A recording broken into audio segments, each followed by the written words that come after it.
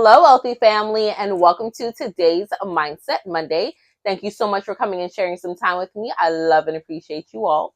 I am Chanel, Ascending Infinite Goddess. I want to make sure this mic is catching me clearly because sometimes when I'm going back and I'm like editing, it sounds so muffled, and I'm like, they just won't have to live because I'm not doing it again. But you see the sun rays hitting you, girl? Yes, I am sun kissed. I'm sending you some of this love, some of this beauty. I am Chanel, Ascending Infinite Goddess. I don't know if I said that already, but today's Mindset Monday, we are talking about taking responsibility for your life because there are so many hurt adults that are walking around with wounds from when they were, young. Their children, their childhood brought them many traumas, and they're still walking around holding that and saying, sorry, I have daddy issues. Sorry, I have mommy issues. Sorry, this is just the way I am. No, you can change that. Okay. I grew up in a household without my father. I knew that he existed, but my religious mother, which is so hilarious because before my father, my mother was a Baptist. My father converted her to a Jehovah's Witness. He no longer is a Jehovah's Witness, but she is diehard Jehovah's Witness. So my religious mother used to constantly tell me that, the only father I have or I know is Jehovah. When I wasn't following what the Kingdom Hall was suggesting I do, then I was worshiping my father, the devil. I happened to be born in Orlando, and she also told me that Mickey Mouse is my father. Like all just little ways on how to cope with her own shit.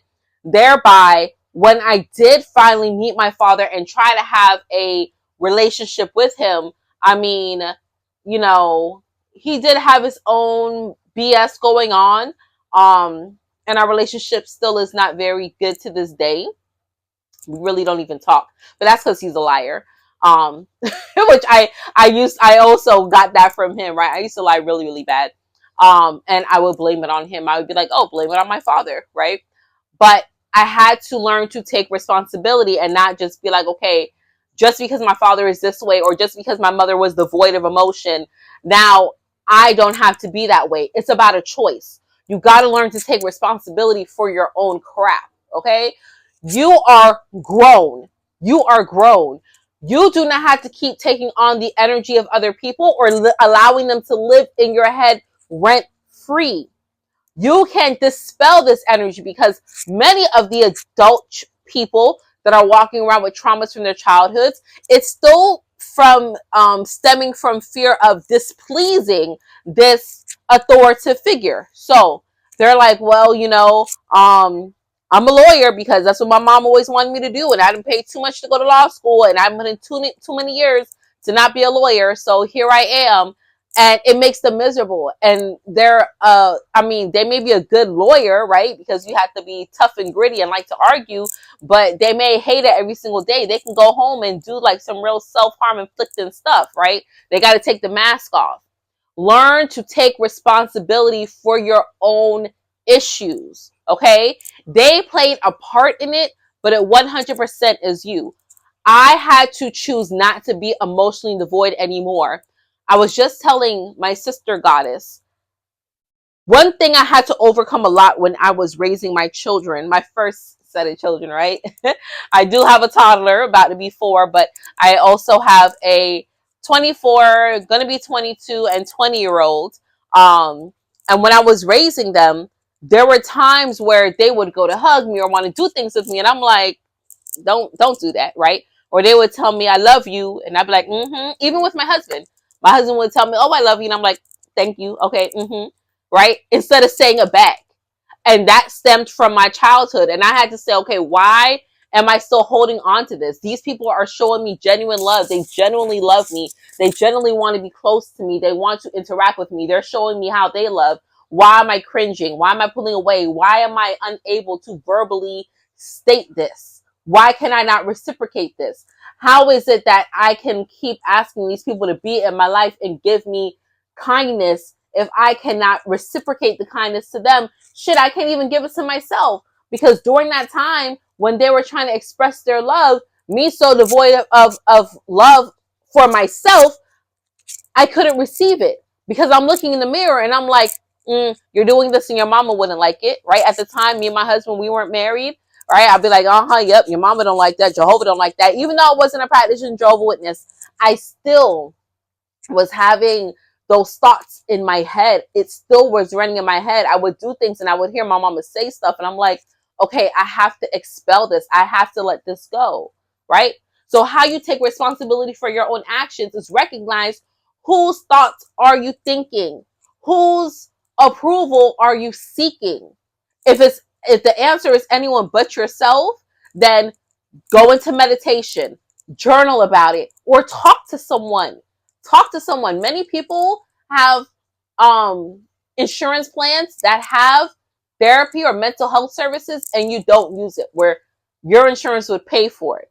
All right. I offer mental health services because I know how important mental health is.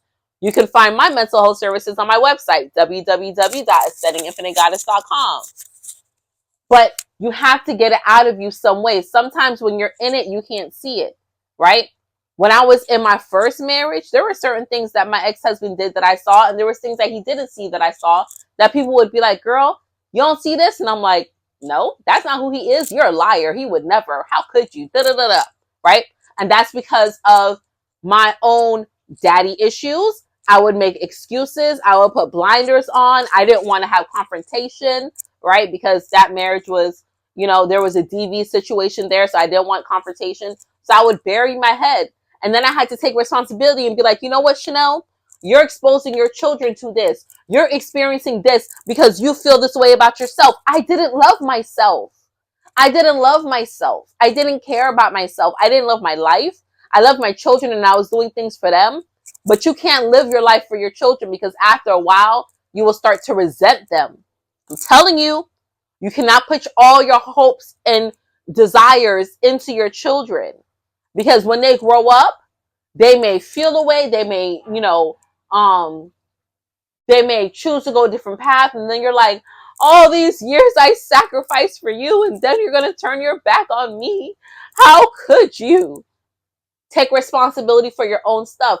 Them children didn't ask you to sacrifice and put your loves and wants and hobbies on the back burner.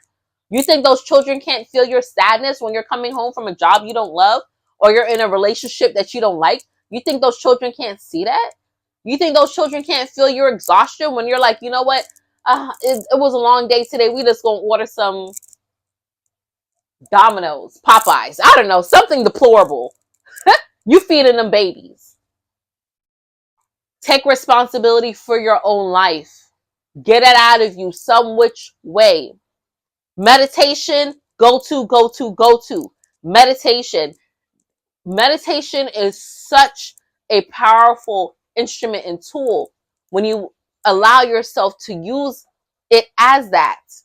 But many people are like, I don't know how to meditate. I can't quiet my thoughts. I don't have time. I don't this. Da, da, da.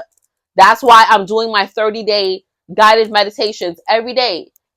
It's supposed to be 5 minutes. Lately, they've been going like 6 or 7 minutes, but I keep it around that general time because for beginners, I know sometimes it can feel a little antsy sitting there for so long. But there's nothing more important than you.